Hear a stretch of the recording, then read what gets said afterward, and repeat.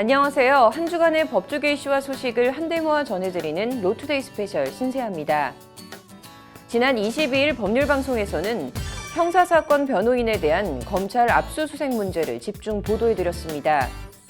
민경욱 전 미래통합당 의원의 4.15 총선 투표용지 취득 사건과 관련해 검사들이 민전 의원 변호인들을 영장도 없이 압수수색하려해 파문이 일었죠. 당사자인 권오용 변호사와 직접 만나 당시 상황을 들어봤습니다. 초기 집단 감염지로 꼽히는 이태원 클럽 일대에서 퍼진 코로나19 바이러스가 여러 경로를 거쳐 N차 감염을 통해 수도권 전역으로 퍼지고 있습니다. 이 이태원발 코로나로 인해 난데없이 수면 위로 떠오른 건 바로 성소수자, 그리고 이들에 대해 쏟아지는 비난과 혐오인데요. 국내 성소수자 실태와 현주소, 그리고 관련한 법적인 제도는 어떻게 되어 있는지 등을 알아봤습니다. 함께 보시죠. 이어서 그 밖의 법률방송 기획보도 전해드립니다. 26일 오전 0시 기준 서울에서 또 교회발 집단 감염이 발생하는 등 39명의 코로나19 추가 확진자가 나왔습니다. 로투데이 오늘은 코로나19와 차별금지법 얘기 집중 전해드리겠습니다. 수도권 코로나 M차 감염, 그 시발은 지난달 이태원 클럽이었는데요. 지난달 7일 이태원 클럽 첫 확진자가 나오고 40일이 지났습니다. 이와 관련 이른바 게이클럽 성소수자 비하 논란이 일기도 했는데 어떻게 봐야 할까요? 먼저 현재 이태원 분위기는 어떤지부터 알아봤습니다. 리포트 먼저 보시겠습니다. 어제 저녁 7시쯤 서울 이태원 거리입니다. 평소 같으면 관광객과 내국인이 섞여 인파로 붐비었을 거리가 사람이 거의 없어 한산하기만 합니다. 그나마 한두 명씩 눈에 띄는 행인들도 대부분 외국인들이고 한국인들은 아예 자취를 찾기가 어렵습니다. 간간히 내린 비에 젖은 거리가 을씨년스럽기까지 합니다. 지난달 7일 이태원 클럽발 코로나19 집단 감염이 시작되면서 이태원이 유령도시처럼 돼버린 겁니다. 유령도시다. 손님 없지. 원래 이태원은 평일에 사람이 없고 이제 주말에 많은데 주말에도 지금 평일보다 더 매출이 안 나오니까 매출 엄청 떨어졌어요. 적자로 이제 버티고 있는 거죠. 특히 확진자가 나온 클럽 주변은 직격탄을 맞았습니다. 완전히 사람이 없죠. 지금 이렇게 보셔도 그렇고 주말에도 그렇고 주말에도 거의 사람이 없어요. 한 팀, 두 팀 나올까 말까. 거의 힘들죠, 다들. 여기 계신 분들. 여기도 그렇고 이쪽도 그렇고 다 힘들죠. 현재 확진자가 나온 킹클럽을 포함해 대규모 클럽엔 서울시가 지난달 9일 내린 집합금지 명령이 계속 유지되고 있는 상태입니다. 집합금지 명령을 이행하지 않는 영업주와 시설 이용자에 대해서는 확진자 발생 시 치료비, 방역비 등을 청구하게 되면 관련 규정에 따라 고발한다는 서울시 명령문이 점령군처럼 클럽에 붙어 있습니다. 서울시 집합금지 명령에 따라 연쇄적으로 클럽 이용자들을 상대로 장사를 했던 음식점이나 술집 등도 덩달아 파리만 날리며 손가락만 빨고 있는 상태입니다. 뭐 손님 없는 것뿐이지 밥도 못 먹고 사는데 뭐.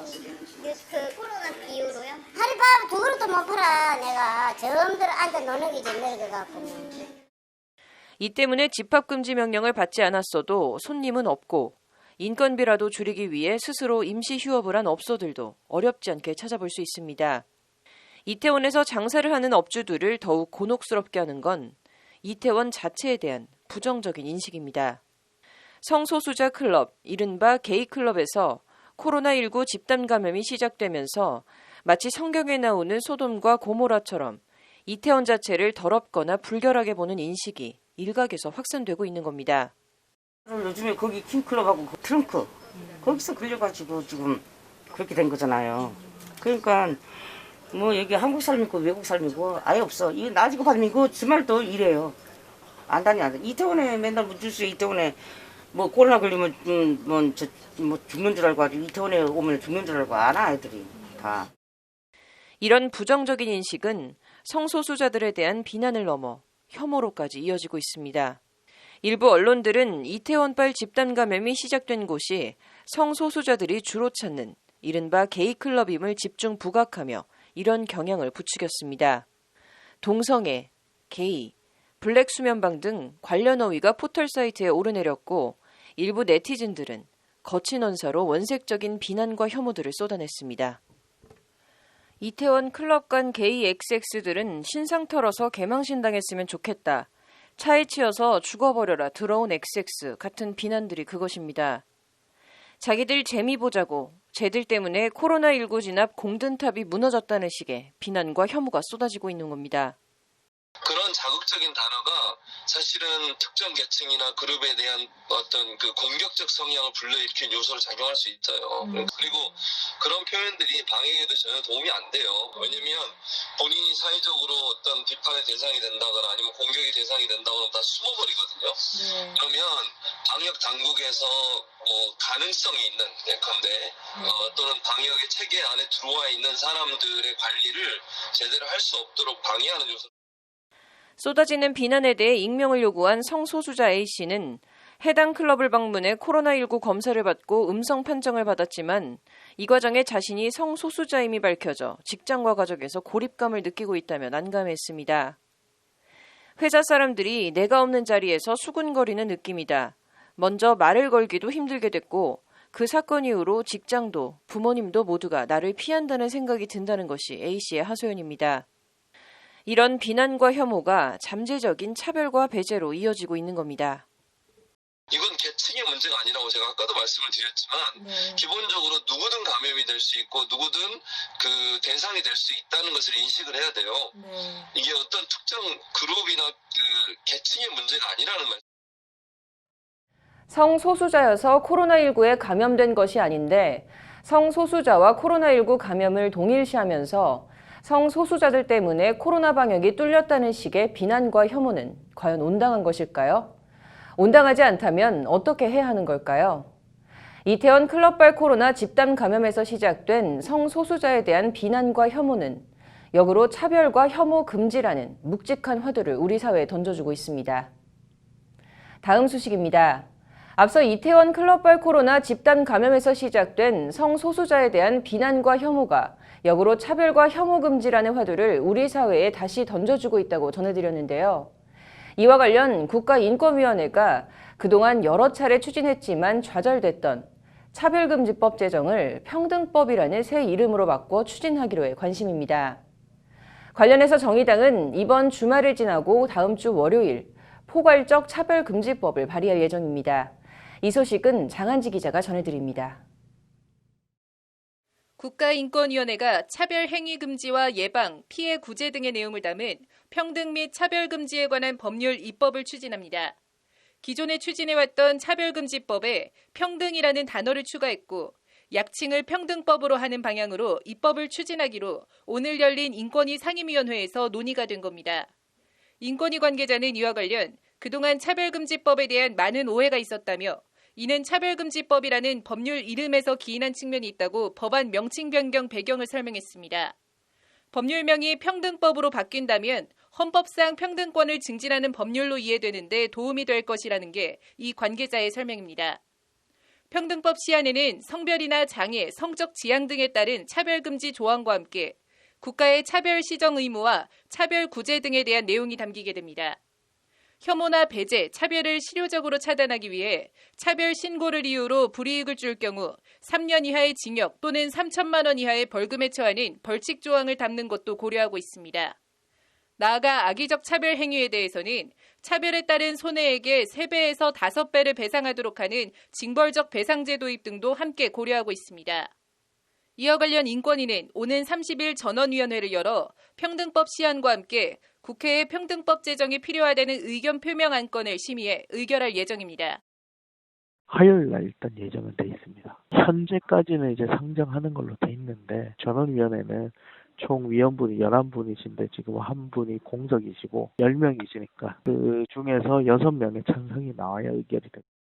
차별금지법 제정은 지난 2001년 인권위 출범 이후 인권위가 줄곧 추진해온 수검 사업입니다. 관련해서 인권위는 차별금지법 제정추진위원회를 꾸려 노무현 정부 때인 지난 2006년 차별금지법 권고안을 만들어 국무총리에게 정부 입법을 권고한 바 있습니다. 이듬해인 2007년 법무부가 차별금지법 입법 예고안을 냈고 2008년에는 노회찬 의원이 별도의 차별금지법을 대표 발의하기도 했지만 17대 국회 회기 만료로 법안은 자동 폐기됐습니다. 이어 18대 국회와 19대 국회에서도 차별금지법이 연이어 발의됐지만 동성애를 옹호하고 장려한다는 일부 개신교계의 강력한 반발과 저항에 밀려 법안은 상임위 문턱도 넘지 못하고 번번이 좌초됐습니다. 20대 국회에선 박근혜 대통령 탄핵이라는 정치적 경랑과 공수처법이나 선거제 개편 등 초대형 이슈들에 밀려 차별금지법은 법안이 발의조차 되지 못했을 만큼 뒷전으로 밀렸습니다. 이런 가운데 정의당은 지난 14일 국회에서 차별금지법 제정 촉구 기자회견을 열고 원내 정당 모두가 차별금지법 제정 논의에 착수할 것을 촉구했습니다. 이와 관련 정의당은 오는 29일 포괄적 차별금지법을 발의할 예정입니다. 저는 차별금지법이 이제 국회에서 제정이 되면 많은 우리 사회에 살고 있는 사람들이 이걸 가지고 우리가 어떻게 차별하지 않고 살아갈 수 있는지를 서로 이제 또 공론화 작업을 통해서 만들어 나가는 하나의 어쨌든 마중물 같은 게 차별금지법이 아닐까. 정의당이 법안을 발의하면 차별금지법을 다시 공론화할 수 있는 계기는 일단 마련될 것으로 보입니다. 관건은 이번에도 역시 개신교계의 강력한 반발과 저항을 넘어 어떻게 사회적 합의를 이끌어낼 것인가가 될 것인데 21대 국회가 차별금지법에 대한 어떤 모습을 보여줄지 주목됩니다. 법률방송 장한지입니다.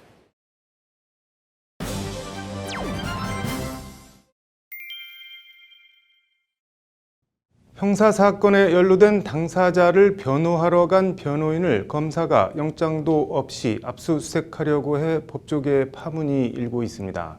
오늘 로투데이는 형사사건 변호인에 대한 검찰 압수수색 문제 집중 보도해드리겠습니다.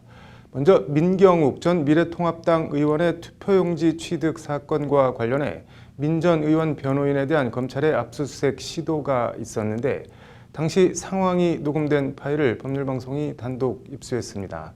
장한지 기자의 보도 먼저 보시겠습니다.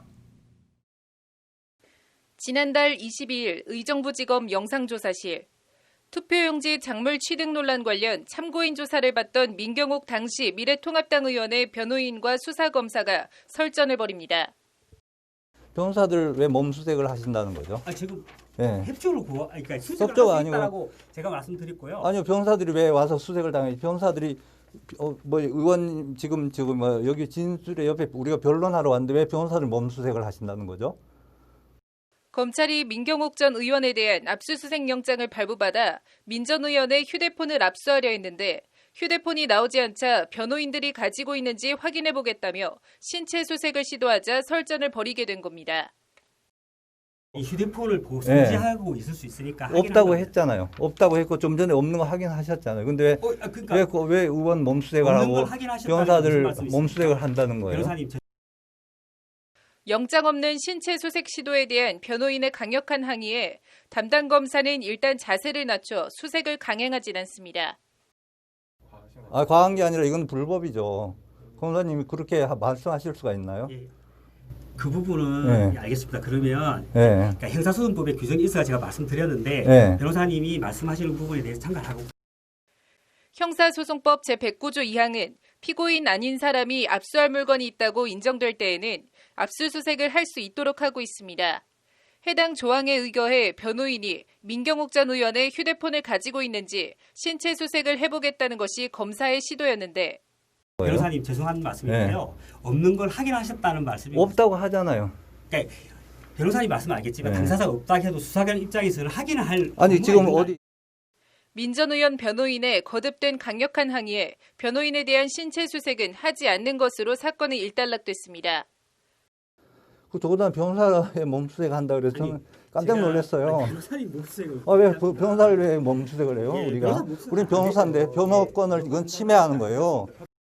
신체 수색 시도가 봉합된 뒤에도 민 전 의원 변호인과 검사는 서로 고발하겠다, 수사 협조를 구하지 않았냐고 한마디씩 설전을 더 주고받은 뒤에야 상황은 종료됩니다. 정식으로 저희들이 필요하면 고발장도 제출할 생각입니다. 왜냐하면 수사기관에서 불법한 그런 집행, 더군다나 변호사한테 변호권을 침해하고 어떻게 굉장히 위협으로 느껴지거든요. 그리고 형사소송법이 아마 그런 규정으로 만들어진 형사소송법이 대한민국에는 없으라고 믿거든요. 변호사님, 저희들은 이제 의원님께서 협조를 해주셨고 그리고 처음에 제가 말씀을 드렸지 않습니까? 변호인에 대한 검사의 신체 압수수색 시도에 대해 민경욱 전 의원 변호인인 권오용 변호사는 법률방송과의 통화에서 있을 수 없는 일이라고 목소리를 거듭 높였습니다. 압수수색 영장을 받았는데 보니 거기 뭐 휴대폰, 뭐 태블릿 PC 이런 것들 다 포함되어 있더라고요. 물론 투표지가 가장 중요한 거고 그 투표지는 다 제출했기 때문에 별 문제 안 돼. 휴대폰을 압수한다고 몸수색을 했는데 뭐 의원이 마침 그 스마트폰을 안 가지고 있었어요. 그런데 그 다음엔 또 옆에 있는 변호사들을 또 수색을 한다고 그래서 깜짝 더 놀랬죠. 역시 현장에 입회한 민 전 의원 변호인 김모든 변호사도 낙선하긴 했지만 조사 당시 현역 의원 신분이었는데 현역 의원에게 이럴 정도면 일반인에게는 어떻겠냐고 검사의 변호인 신체 수색 시도를 성토했습니다. 변호사들은 가만히 있을 수 없는 그런 상황이거든요. 그 논리로 따지면 정말 검사가 원하는 의심되는 모든 곳에 다 압수수색이 가능한 법원이 이게 특정할 필요가 없는 거죠. 뭐 사무실이든 뭐든 이거 여기도 마음 여기도 이상해 이제 이렇게 하는 부분이 있기 때문에 그것도 국회의원이 이 정도면 일반인은 얼마나 더 심하겠습니까? 형사사건 변호인 압수수색 관련 지난 16일엔 재벌가 프로포폴 주사 상습 투약 의혹을 수사하는 검찰이 해당 병원 병원장 변론을 맡았던 변호사 사무실을 압수수색해 변호사 단체가 반발하고 있습니다.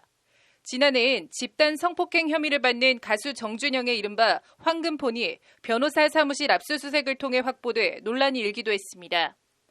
이런 식으로 변호인들이 압수수색을 당한다면 어떤 당사자가 사건을 믿고 맡길 수 있고 이는 궁극적으로 헌법상 보장된 변호인의 조력을 받을 권리를 뿌리에서부터 해친다는 것이 변협의 인식입니다.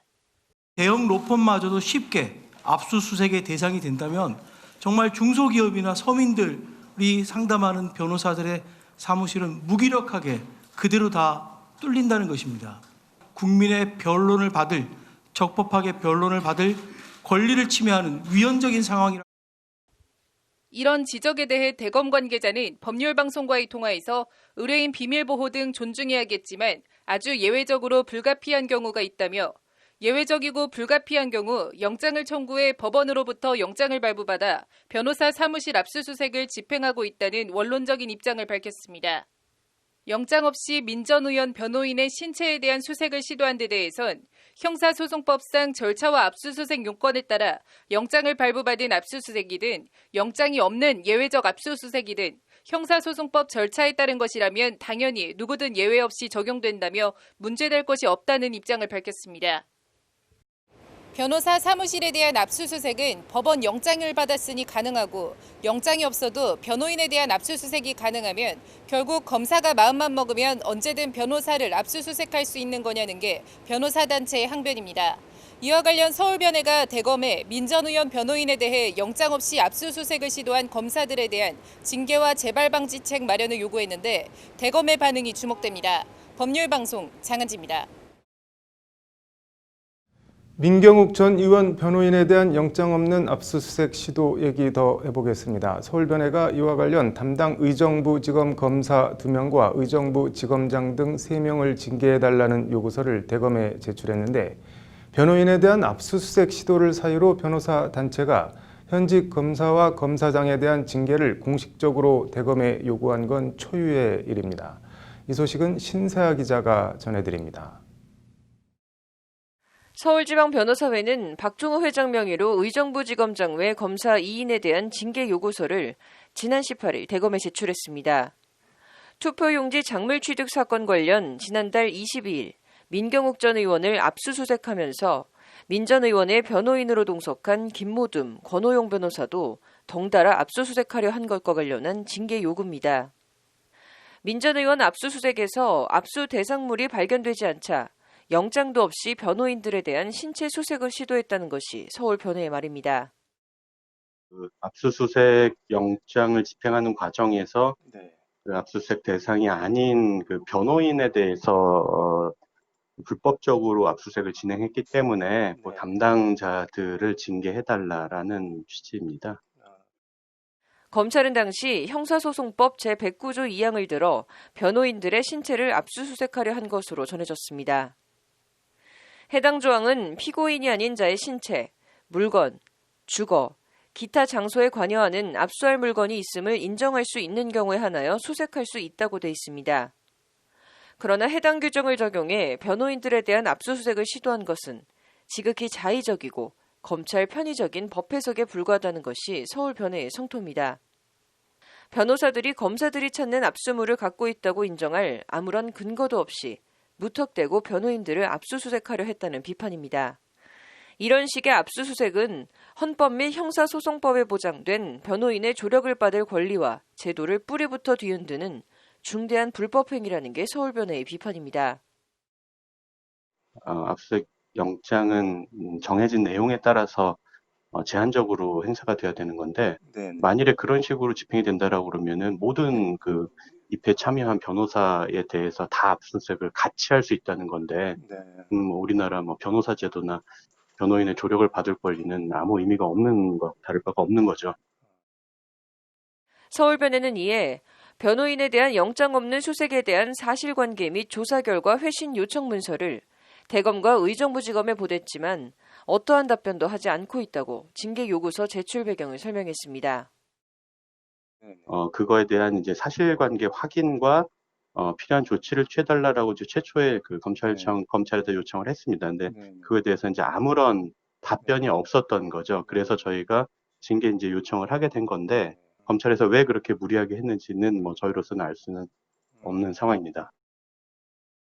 서울변의 김시목 법제이사는 형사사건 변호인에 대한 검찰 압수수색 시도를 사유로 검사에 대한 징계 요구서를 대검에 제출한 건 자신이 아는 한 이번이 처음이라고 밝혔습니다.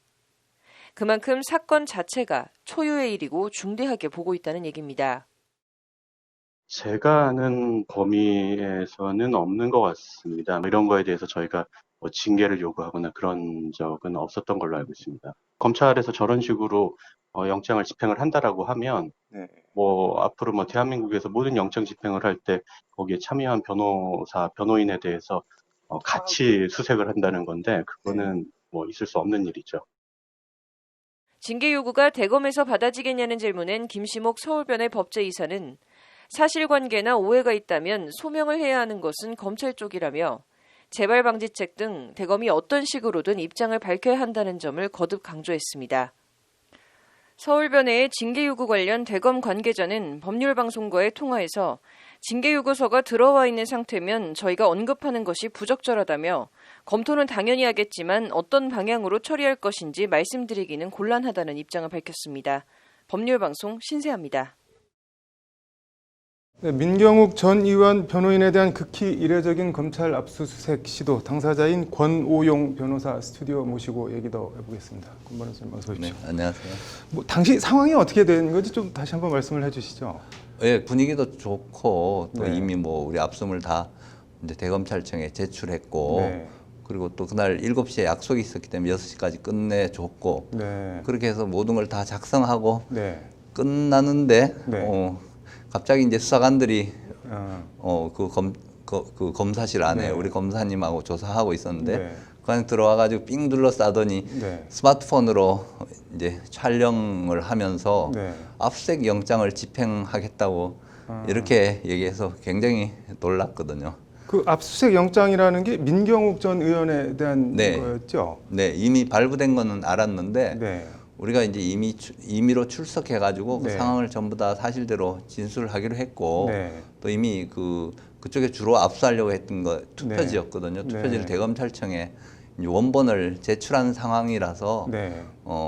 그렇게 압수수색 영장을 뭐 집행할 이유가 있었는지 네. 그거는 잘 몰랐는데 나중에 알고 보니까 네. 민경욱 의원의 스마트폰 네. 그걸 압수하려고 했던 것 같아요. 뭐 검찰을 편드는 건 아니고 예를 들면 검찰 입장에서도 휴대폰이 필요한데 민경욱 전 의원 신체를 압수수색을 해보니까 없고 그러면은 같이 있던 변호인들이 가지고 있을 수 있는 거 아니냐 좀 우리가 확인해봐도 되겠냐 뭐 이런 취지로 한번 할 수도 있는 그 아니 본인 물어봐야지 일단은 네. 스마트폰 우리는 압수 영장에도 이제 네. 기록이 돼 있고 네. 또 의원 스마트폰을 네. 우리가 이제 좀 압수를 해야 되겠다. 네. 네. 그럼 뭐 국회의원이고 또 우리 네. 변호사들이고 네. 뭐 영장까지 발부됐다는데 굳이 필요하다면 네. 우리가 그걸 거부를 할 수가 없는 거거든요. 그런 거부하면 공무집행 설명이 방해가 없이 그냥 압수수색을 일단 변호사를 네. 하겠다 이렇게 한 건가요? 네, 일단 의원한테 네. 있느냐 없냐 일장 영장 집행한다 네. 그러면서 몸수색한다 그러면서 네. 수색을 하고 또 그 다음에는 변호인한테도 수색할 수 있다 이렇게 얘기를 하니까 좀 상식 이하라는 거죠. 그렇게까지 무슨 스마트폰을 압수해서 조사할 만큼 무슨 죄하고 관련되는 거라고 전 전혀 생각을 못 했거든요. 그 서울변에서 해당 검사 2명이랑 의정부 지검장 등 3명 대검에 징계 서를 냈는데 어떻게 보시나요, 이거는? 네, 법을 의도적으로 위반해가지고 무리하게 하면 징계 사유가 되겠죠. 더군다나 변호사 그 변론하러 네. 같이 참여한 변호사를 수색을 시도한 거는 그거는 법 위반이라고 생각됩니다. 옆에 같이 수사 참여하러 갔는데 네. 거기서 수색 당한다 이러면 아마 변론권이 심각하게 침해받는 거라고 생각합니다. 뭐 어떤 점에서 그런지 좀 구체적으로 설명을 해주실 수 있을까요? 왜 변론권이 침해를 받는 건지? 일단은 본인이 네. 만일 검찰청에 옆에 참여하러 갔는데 네. 내가 몸수색을 당할 수도 있다. 네. 이거는 그거는 내가 일단은 그날 제가 당한 것도 네. 상당히 위협적이었고 일단 제가 스스로 굉장히 당황스럽더라고요. 그런 일을 겪지를 못했고 네. 검찰청에서 그렇게 나오니까 와 여기서는 우리가 그런 주장을 못하게 겁주고 잘못하면 우리가 당할 수도 있겠다. 내가 민경우 의원을 변호하지만 괜히 그 변호 잘못했다가 내가 내 입장이 내가 잘못하면 그 변호사로서 잘못하면 어떤 불법에 나도 이상하게 말려들 수가 있겠다. 이런 겁이 나더라고요.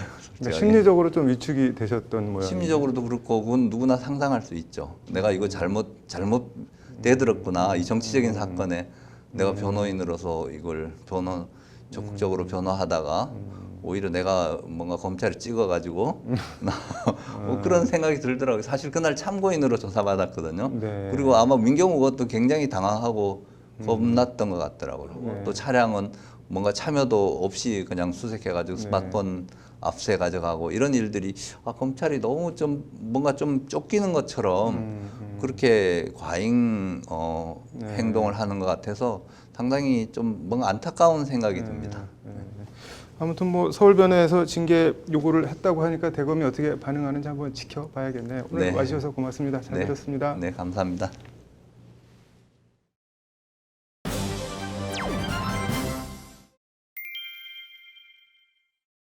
국회에선 오늘 더불어민주당 천준호 의원과 민주당 을지로위원회 전국 아파트 경비 노동자 공동사업단 주최와 주관으로 아파트 경비 노동자 고용 안정과 권익 보호를 위한 토론회가 열렸습니다. 오늘 로드스데이는 경비원 인권과 권익에 관한 이슈 집중 보도해드리겠습니다. 먼저 끊이지 않고 터져나오는 아파트 경비원에 대한 갑질 논란 장한지 기자가 전해드립니다. 서울 노원구의 한 아파트 동대표가 경비원들에게 갑질을 했다는 의혹이 제기돼 경찰이 내사에 착수했다고 오늘 밝혔습니다. 이 아파트 동대표 A씨는 경비원들에게 자신과 자녀의 개인 이삿짐을 옮기도록 강요하고 자녀 결혼식에 축의금을 내라고 하는 등 갑질을 일삼았다는 의혹을 받고 있습니다. A씨는 또 경비원들에게 아파트 텃밭을 일구라고 강요하는 등 업무 외의 일을 강요한 것으로 전해졌는데 의혹들이 사실일 경우 강요죄 및 업무 방해 혐의 등이 적용될 수 있습니다. 이에 대해 경찰 관계자는 사실관계를 확인하는 중이라며 구체적인 혐의가 포착되면 정식 수사로 전환할 계획이라고 말했습니다. 경비원에 대한 갑질 수사와 관련 또 서울 동대문경찰서는 노상방뇨를 지적하는 경비원을 폭행한 혐의로 60대 남성 B씨를 입건해 조사했다고 밝혔습니다. B씨는 지난 14일 오후 서울 동대문구의 한 아파트 단지에서 소변을 보다 이를 제지하는 경비원을 밀어 넘어뜨린 혐의입니다. 경찰은 조만간 B씨를 검찰의 기소 의견으로 송치할 계획입니다.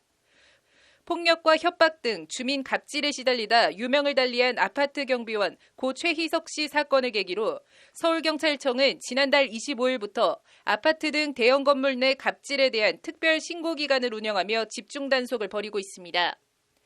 이중주차 문제로 아파트 입주민에게 지속적으로 폭력과 폭언, 협박에 시달리던 최희석 씨는 정말 억울하다는 유서를 남기고 극단적인 선택을 했고 가해자를 엄벌에 처해달라는 청와대 국민청원엔 수십만 명이 동참했습니다. 이와 관련 청와대 홈페이지엔 경비원에 대한 폭행 등 갑질을 고발하며 경비원의 열악한 처우 개선을 촉구하는 청원이 수백 건 올라와 있습니다. 고 최희석 씨를 죽음으로 몰아넣을 정도로 갑질을 행사했던 아파트 주민 신모 씨는 지난 12일 특가법상 보복 감금과 상해, 보복 폭행, 최희석 씨를 허위로 고소한 무고 등 7개 혐의로 구속 기소됐습니다. 갑질 가해자에 대한 엄벌과는 별개로 경비원들이 이런저런 갑질을 감내할 수밖에 없는 제도적이고 열악한 구조에 대한 개선책 마련도 시급해 보입니다. 법률방송 장은지입니다. 네, 앞서 오늘 국회에서 아파트 경비 노동자 고용 안정과 권익 보호를 위한 토론회가 열렸다고 했는데 신세아 기자가 토론회 현장을 취재하고 왔습니다. 자세한 얘기 나눠보겠습니다. 신 기자, 오늘 토론회 어떤 토론회인가요? 네, 천준호 더불어민주당 의원과 민주당 을지로위원회 네. 주최로 열렸고요. 전국 아파트 경기 노동자 공동사업단 주관으로 또 열렸습니다. 네. 주최자인 이 천준호 의원은 앞서 장한지 기자 리포트에서 언급했던 주민의 폭행과 폭언 등 갑질에 시달리다가 사망했던 경비원 고 최희석 씨가 근무했던 아파트를 지역구로 두고 있습니다. 네. 오늘 토론회엔 김태년 민주당 원내대표와 박홍근 민주당 을지로위원장 그리고 박원순 서울시장 그리고 김현미 국토부 장관 이 축사를 보내왔고 토론회에 의미를 부여하며 힘을 보탰습니다. 토론회를 주최한 천 의원은 개회사에서 60대 임시계약직 노동자가 쓴 임계장 이야기에 나오는 고다자라는 조어를 언급하면서 토론회 개최 취지를 설명했습니다. 고다자가 뭔가요? 임계장 이야기라는 이 책에 따르면 경비원을 흔히 고다자라고 부른다고 합니다. 이게 고르기 쉽고 다루기 쉽고 자르기가 쉽다 이렇게 뜻을 의미하는데요. 그래서 이 경비원을 고다자라고 부른다고 합니다. 천준호 의원은 고 최희석 씨 경우와 이전에 압구정동 아파트에서 발생했던 이 유사 사례 등을 언급하면서 오늘 토론회가 경비 노동자의 고용 안정과 권익 보호에 초석이 되기를 기대한다라고 개최 취지를 밝혔습니다. 아파트 경비 노동자 2명이 직접 토론회장에 나와서 현장 사례나 고충 등을 발표를 했고요. 주재 발표는 남우군 전국 아파트 경비 노동자 공동사업단 정책위원이 맡았습니다. 이어 천준호 의원 사회로 국토교통부와 고용노동부 그리고 서울시, 경찰청 등 정부 부처 담당자와 전국 아파트 입주자 대표회 연합회 관계자 등이 토론자로 나와서 토론을 벌였습니다. 개선책이나 대안을 마련하려면 문제점이나 실태부터 지적했을 것 같은데 어떤 내용들인가요? 네, 아파트 경비 노동자 실태와 고용 안정 권익 보호 방안이라는 제목으로 발제를 맡은 남우군 정책위원은 드러난 문제와 가려진 문제 이렇게 아파트 경비원 문제를 두 가지로 나눴습니다. 업무 범위나 입주민 갑질 문제는 바깥으로 드러난 문제인 반면에 이 중에 간접 고용으로 인한 법적 사용자 책임의 형해화 문제, 24시간 격일제 전근대적 근무 형태 문제, 그리고 임금이나 고용 불안 등은 수면 위로 가라앉아 있는 굉장히 심각하지만 가려진 문제라는 게 이 남 의원의 지적입니다. 말들이 좀 어려운데 일단 드러난 문제, 업무 범위나 갑질 이런 것부터 좀 볼까요? 네, 일단 2015년 통계청 자료에 따르면 전국의 공동주택 경비원은 약 16만 명 정도로 추산이 됩니다. 먼저 업무 범위와 관련해서 보면 지난해 한국비정규노동센터의 전국 아파트 경비 노동자 실태 보고서에 따르면 이 소요 시간과 중요도를 기준으로 경비원 본업이라고 할 수 있는 이 방범 업무는 31%밖에 안 됐습니다. 이 나머지 70% 가까운 시간은 청소나 조경 그리고 분리수거 또 택배, 주차 관리 등 경비 업무 외의 업무를 처리하는 데 쓰는 것으로 나타났고요. 이제 이렇게 경비원들이 여러 일을 하면서도 임금과 관련해서는 규정된 근로시간 기준으로는 30%가 최저임금 미만, 그래서 실근로 시간으로 하면 66%가 최저임금 미만자로 추정된다는 게 이 남의원의 지적입니다. 또 주택관리공단 통계에 따르면 지난 5년 동안 아파트 노동자가 입주민으로부터 이제 폭언과 폭행을 당한 경우가 3,000건에 육박을 하고요. 앞서 언급한 실태조사 보고서에 따르면 경비 노동자의 약 24%가 입주민으로부터 비인격적 대우를 당한 적이 있다고 답했다고 합니다. 최저임금 언저리 혹은 그 미만의 임금을 받으면서 온갖 굳은 일과 장시간 노동 이렇게 이런저런 갑질에 시달리면서도 이제 언제 해고될지 몰라서 전전긍긍하고 있다 이렇게 보시면 될 것 같은데요. 이제 현직 경비 노동자들의 한번 말을 직접 들어보시죠. 다들 아파트 경비 노동자를 고용 일자리로 그만하면 괜찮지 않나 하고 생각하실 겁니다. 그러나 제가 일을 하다 보니 경비 노동자는 옛날 말하면 노동과 같이 막 대하는 그런 노동자인 것 같습니다. 제가 근무하는 아파트에서는 작년까지 입주민들에게 거소격려를 했습니다. 아침 출퇴근 시간에 어쩔 수가 없었습니다. 먹고 살기 위해서는 저희 아파트 야간 휴게 시간이 11시부터 아침 6시까지인데 그 시간에 야간 수차를 1시간 도는데 누워서 피곤해서 쉬고 있으면 택배 1시, 2시 택배 체지로 와서 문 두들기고 그래서 잠을 못 잡니다. 그런 게 얼마나 스트레스가 쌓이는지 이제 경비생활 그만해야 되겠구나 그러는 찰나에 제가 쓰러진 겁니다. 그리고 불을 끄면 너무 눈이 부셔서 불을 끄고 자면 불을 끈다고 항의하는 주민들이 많아요. 드러난 문제가 이 정도고 드러나지 않은 가라앉은 문제들이 더 있다는 건데 그건 또 구체적으로 어떤 건가요? 이게 너무 많아서 일일이 다 언급하기가 어려울 정도인데요. 네. 대표적인 게 앞서 언급했던 이 이중 간접 고용으로 인한 법적 사용자 책임의 형해화 문제입니다. 이게 네. 좀 말이 어렵습니다. 네. 경비노동자 고용 구조를 보면 크게 입주자 대표 회의에서 이 경비원을 직접 고용하는 경우가 있고요. 네. 입주자 회의에서 경비 용역 회사에 업무를 주면 네. 이제 경비 용역 회사에서 경비원을 고용하는 경우가 있습니다. 네. 또 입주자 회의에서 위탁 관리 회사에 업무를 맡기면 네. 또 여기서 경비원을 채용하는 방법이 있고요. 네. 위탁 관리 회사가 경비 용역 회사에 다시 위탁을 줘서 또 여기서 경비원을 채용하는 경우도 있습니다. 뭐가 복잡하네요? 네, 일단 크게 보면은 4가지 경우인 건데요. 네. 입주자 대표 회의에서 경비원을 직접 고용하는 경우는 10%가 채 안 됩니다. 네. 나머지 90%는 이렇게 경비 용역 회사나 위탁 관리 회사에서 고용을 하고 있는데요. 네. 쉽게 말해서 이 원청 직접 고용은 열의 1 정도고 네. 나머지 9명은 하청에 또 재하청을 통해서 고용이 된다라고 보시면 됩니다. 네. 이제 이렇다 보니까 업무 감독이나 지시 등 이 관리 감독 보호 주체가 모호하게 이제 되면서 네. 자연스럽게 보호 사각지대에 놓이게 되고요. 네. 업무도 이제 경비 업무만 하는 게 아니라 이것저것 다 하다 보니까 네. 법적으로도 경비업법과 주택관리법과 상충이 되거나 위반되는 경우가 굉장히 일상적으로 발생을 하고 있는 겁니다. 네. 이제 그 밖에도 구조적 문제점이 산적해 있는데 네. 남우근 의원은 경비 노동자의 법적 지위나 처한 상황을 노동법이 적용되어야 하는 공식적 일자리로 지금 사고하지 못한다라고 이렇게 지적을 했습니다. 네. 직접 들어보시죠. 네. 경비 노동자 입장에서는 일터죠. 노동을 하고 거기에 대한 임금을 받아서 생활을 하는 일터입니다. 그래서 이런 삼터와 임터가 교차되는 공간이 아파트라는 것이고요.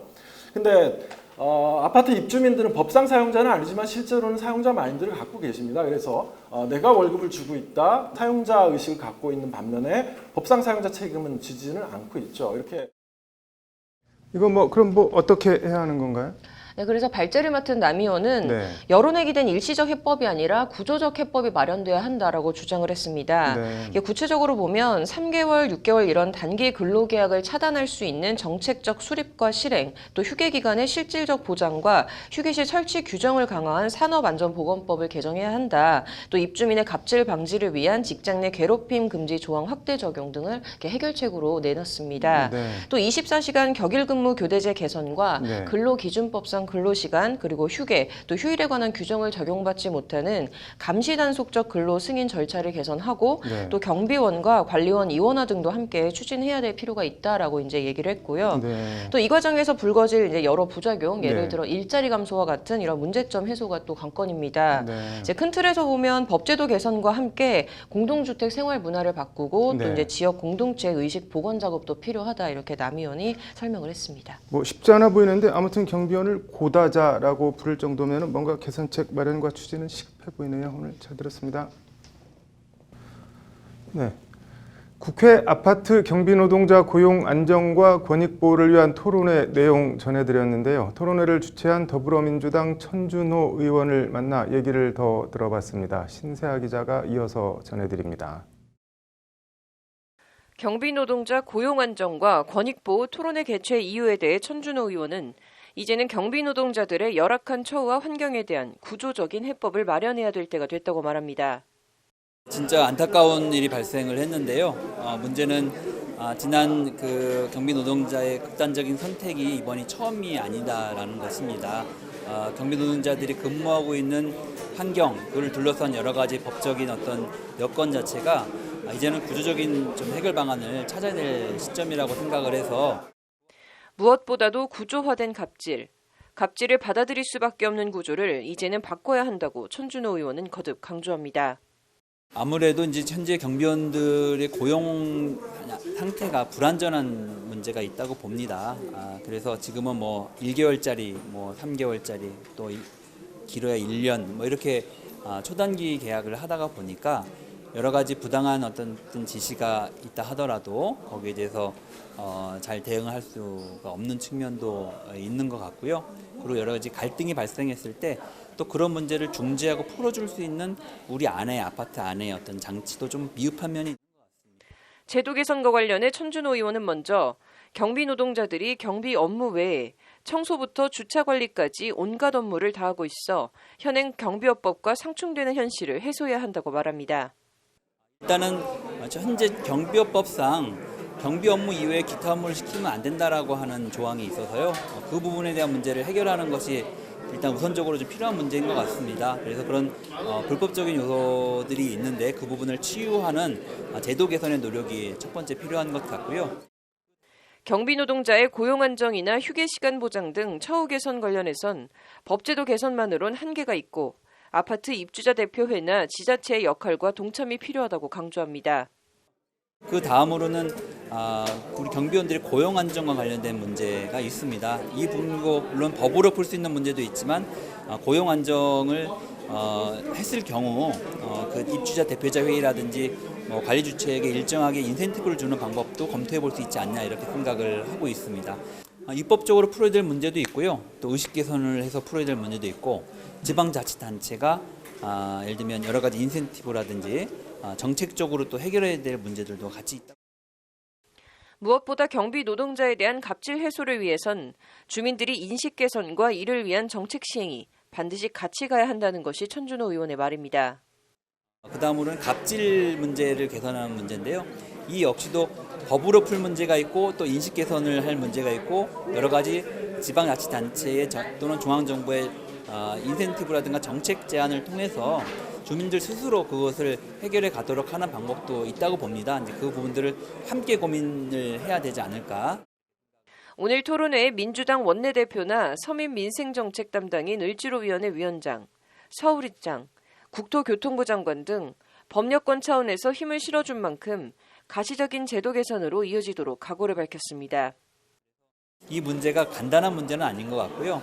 여러 이 문제와 관련된 이해 당사자, 직접 관계자 그리고 정부 부처들이 함께 머리를 맞대고 논의하는 하이적인 대화의 과정이 좀 필요해 보인다고 봅니다. 그런 과정을 통해서 입법 대안과 정책적 대안들을 함께 좀 도출해내는 논의를 앞으로 집중적으로 해볼 생각. 천준호 의원은 법제도 개선은 당연히 전제되어야 하는 것이지만 아파트 경비 노동자 갑질 문제 해소는 무엇보다 주민들의 자율적인 해결이 제일 중요하다고 거듭 강조하며 인터뷰를 마무리했습니다. 제일 중요한 것은 이게 법의 잣대나 이런 것이 적용되기 이전에 주민들 안에서 자율적으로 이것이 조정되고 해결될 수 있으면 제일 좋지 않을까 생각이 듭니다. 또 그렇게 될 수 있도록 적극적으로 지원하는 정책도 같이 동반돼야만 한다 이런 생각을 합니다. 아파트 경비 노동자의 고용 안정과 권익 보호를 위한 움직임이 이번에 실제 입법과 제도화로 이어질 수 있을지 주목됩니다. 법률방송 신세아입니다.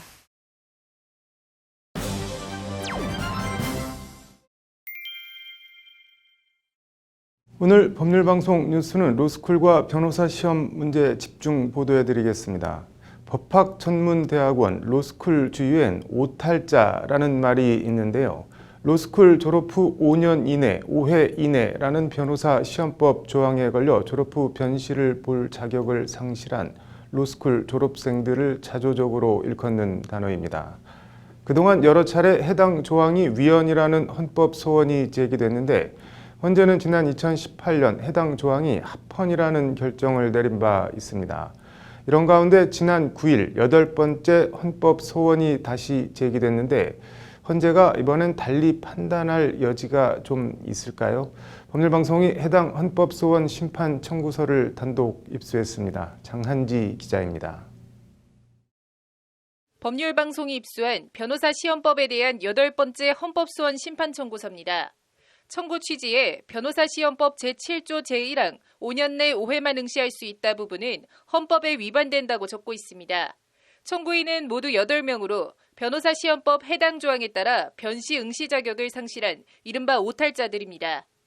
이들은 헌법소원 청구서에 침해된 헌법상 권리로 직업 선택의 자유와 행복 추구권, 평등권과 함께 생명권과 건강권을 적시하고 있습니다. 생명권과 건강권을 강조하고 있는 점이 눈에 띕니다. 해당 헌법소원 청구서는 지난 9일 헌재에 제출됐습니다.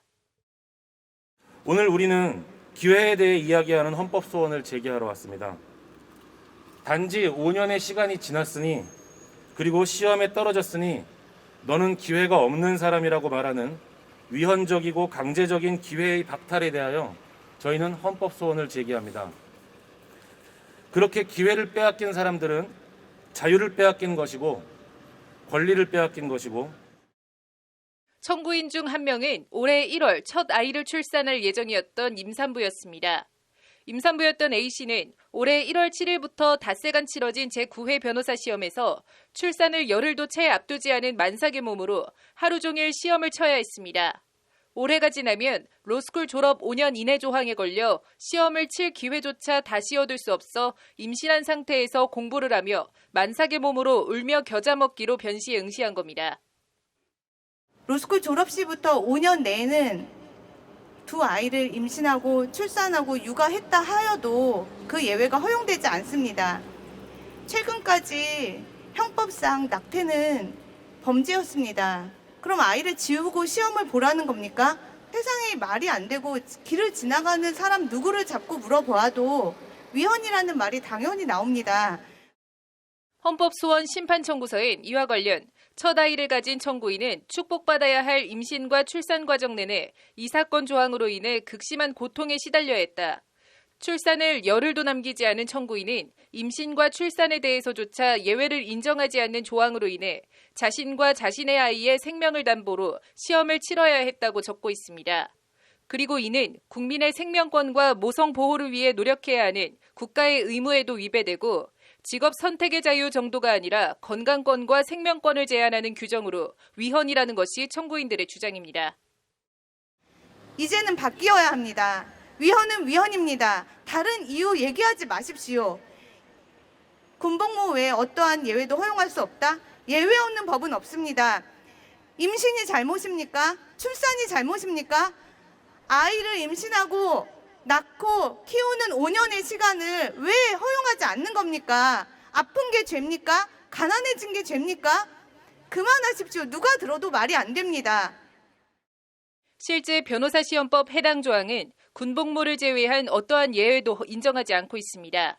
임신과 출산뿐만 아니라 희귀 난치성 질환이나 암에 걸려도 무조건 로스쿨 졸업 후 5년 안에는 변시를 쳐서 붙어야 합니다. 그렇지 않으면 아무리 심각한 병에 걸려 제때 제대로 된 치료를 받지 못해 장애인이 되거나 생명이 위태로워도 5년이 지나면 그냥 그걸로 끝입니다. 다른 방법은 없습니다. 희귀 난치병에 걸렸을 때는 하늘이 내 신체의 자유를 침해 이렇게 형벌을 내리시는구나 했습니다. 그런데 평생 응시 금지자가 된 다음에는 국가가 제 자유의지를 이렇게 더 침해하는 형벌을 내리는구나 하는 생각에 심적인 이는 수단의 적합성과 침해의 최소성, 목적의 정당성, 법익의 균형성, 과잉금지 원칙 등 어느 기준을 적용해도 헌재가 졸업 후 5년이 지나면 교육 효과가 상실된다는 등의 논거를 들어 합헌 결정을 내린 데 대해 말도 안 된다고 강하게 비판하며 헌재의 전향적이고도 신속한 결정을 거듭 촉구했습니다. 교육기간을 졸업하고 그 교육기간에 교육적 효과는 5년이 지나면 소멸한다고 합니다. 그래서 로스쿨 졸업한 지 5년이 지나면 어떠한 사유가 있더라도 그 로스쿨 졸업생들은 변호사 시험에 다시는 응시할 수 없다고 합니다. 다시 태어나지 않는 한 응시할 수 없다고 하는데 저는 헌법재판소 재판관님들께 여쭤보고 싶습니다.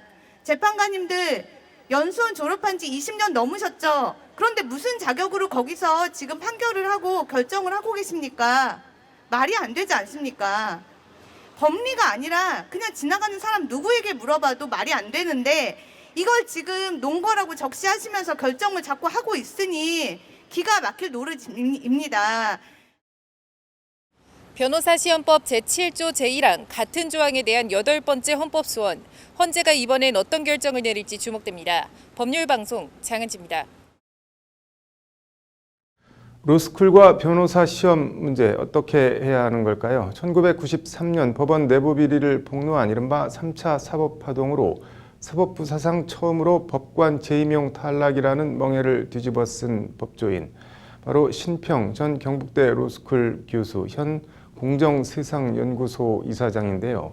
평소 법조계의 쓴소리를 마다않는 신평 이사장이 얼마 전엔 자신의 페이스북에 현재의 로스쿨 제도를 비판하는 장문의 쓴소리를 올리기도 했는데요. 신평 이사장을 만나 이런저런 얘기들을 들어봤습니다. 진보 귀족들의 행진. 신평 공정세상연구소 이사장이 자신의 페이스북에 현재의 로스쿨 제도를 비판하며 올린 글의 제목입니다. 한국의 로스쿨은 본질적으로 탄생 때도 그랬고 10년이 넘은 지금도 진보와 보수를 떠나 기득권층을 위한 제도에 지나지 않는다고 신평 이사장은 거듭 단언합니다. 한국의 그 기득권층이 유리한 제도죠. 네. 그 10년이 넘었지만은 네. 이 그 로스쿨 제도가 여러 가지 문제가 있음에도 불구하고 네. 그 문제가 그 노정되고 있음에도 불구하고 네. 그 글자 한 획도 고칠 수 없다. 이렇게 그 나오고 있는 이 그 언어 도단의 네. 그 현상에서 볼 수 있듯이 네. 이 제도를 가장 많이 그 네. 어떤 그 이용을 하는 것이 네. 그 기득권층이죠. 네. 그러면서 그 마치 그것이 네. 그 로스쿨 제도가 그 지금 아주 잘 운영되고 있는 것처럼 거짓말을 하는 거죠. 네. 그 분식을 하는 거죠. 네. 뭐 이렇게 해서 그 글자 하나도 고칠 수 없다는 식으로 지금까지 네. 10년 넘게. 근거가 뭘까? 신평 이사장은 먼저 로스쿨 입학 시험 자체가 극도로 기울어진 운동장에서 벌어지는 불공정한 게임이라고 목소리를 높입니다. 우선 입학할 때 네. 그 로스쿨 입시에서는 그 자소서에 그 스펙의 제한이 없습니다. 무제한 스펙이 허용됩니다. 그래서 그 어떤 그 경제적으로 그 네. 여유가 있고 또 뭐 가장 그 유리한 것은 진보 귀족들이죠. 그 자제들 뭐 그런 자제들이 그 가장 유리하게 되는 거죠. 여러 번 언급됐지만 1년에 수천만 원씩 하는 비싼 등록금과 수업료도 중하위 계층의 자녀들에게 높디 높은 진입장벽으로 작동하는 것도 사실입니다. 신평 이사장은 그러면서 기본에 충실하지 못한 로스쿨 교육 과정을 도마에 올렸습니다. 부실한 로스쿨 교육과 하향 평준화된 실력, 50% 정도에서 고착화되고 있는 변시 합격률, 이런 것들이 합쳐져 변시 합격이 실력보다는 운에 좌우되는 경향마저 생겨났다는 것이 신평 이사장의 지적입니다. 변시 체제 하에서도 네. 우수한 학생들이 많이 있습니다. 그냥 이제 그 사람들은 이 상층부나 또 그 중상층부에 그 포진하겠죠. 이 사람들 숫자는 적고 이 카트라인 근처에 그 대부분의 그 학생이 그 응시자 몰려 있습니다. 거의 운입니다. 그날의 그 상태에 따라서 워낙 그 카트라인 근처에 확그뭐 밀집해 있으니까 그 어느 그 시험 치면서 네. 뭐 모든 판리가는 생각났다 네. 그러면 저 그 해서 또는 뭐 저 그 글씨를 좀 그 쓰기가 수월했다고 하면은 네. 뭐 거기서 나 약간의 점수 뭐 그런 거 해서 아주 운에 의해서 합격의 그 결과가 그 달라지는 거죠. 이게 시험 이래서는 안 되죠. 왜곡된 로스쿨 교육과 하향 평준화된 실력은 다시 변시 합격자들도 이른바 금수저들과 그렇지 않은 계층을 나누어 한 번 흑수저는 그 울타리 안에서 계속 흑수저, 신평 이사장의 표현을 빌자면 밑바닥을 깔아주게 된다는 겁니다. 그나마 어쨌든 변시라도 붙으면 다행, 로스쿨 졸업 후 5년 내 변시에 붙지 못한 이들은 오탈자라는 낙인이 찍힌 채 엄청난 좌절을 맛봐야 합니다. 사시 낭인을 막겠다는 취지로 시작된 로스쿨과 변시가 부실한 교육과 어정쩡한 합격률 때문에 낭인 정도가 아닌 일종의 인생 낙오자들을 양산하고 있다는 겁니다. 신평 이사장은 사정이 이런데도 이른바 진보 귀족으로 대표되는 로스쿨 제도를 설계하고 만든 기득권층은 여전히 꿈쩍도 하지 않는다고 목소리를 높입니다. 우선 그 학비가 너무 많죠. 학비가 너무 많으니까 대폭 줄여야 됩니다. 이 학비를 반 정도로 그 줄이는 것도 어렵지 않습니다. 정부에서 하지 않은 것입니다. 정부에서 왜 안 할까요? 그거를? 그러니까 그 제가 조국 교수 같은 사람이 죄가 많다고 하는 거죠. 자기가 그 설계를 했다 하더라도 이 10년 동안에 10년 넘는 과정에서 그 여러 가지 결함이 나타났으면은 이것을 시정을 해야죠. 그 우리 그 전체 국민들을 위해서 꼭 그 바람직한 제도로 시정을 했어야죠. 그러나 조국 교수는 민정수석을 하면서 이 로스쿨을 옹호하기 바빴습니다. 그래서 그런 시정을 오히려 막아버린 거죠. 여러 문제점에 대한 신평 이사장의 해법은 단순하면서도 원론적입니다. 적어도 돈이 로스쿨 진학의 진입장벽이 되어선 안 된다는 것, 그리고 충실하고 짜임새 있는 교육으로 로스쿨 졸업 자체로 학생들의 실력과 평판을 담보하는 것이 선행되어야 하고 변시 합격률이나 자격시험화 등은 그 이후 논할 문제라는 겁니다. 독일의 법정 양성 제도를 이제 뭐 단적으로 말하자면은 그 법과대학에 들어가서 그 과정을 꾸준히 그 밟아 올라가면은 한 사람의 그 법전으로서 그 부족함이 없는 어떤 충실한 그 이 실력을 가진 그 법조인들이 다 탄생을 하게 됩니다. 그러면은 그 사람들이 그 평등한 입장에서 법조인으로 그 나아가게 되는 거죠. 그러니까 빨리 이 로스쿨 제도가 가지고 있는 그 단점을 수정을 하자. 더 나아가서 우리 현실에 맞는 한국적인 현실에 맞는 새로운 법조 양성 제도를 우리가 빨리 강구해내자. 법률방송 유재광입니다.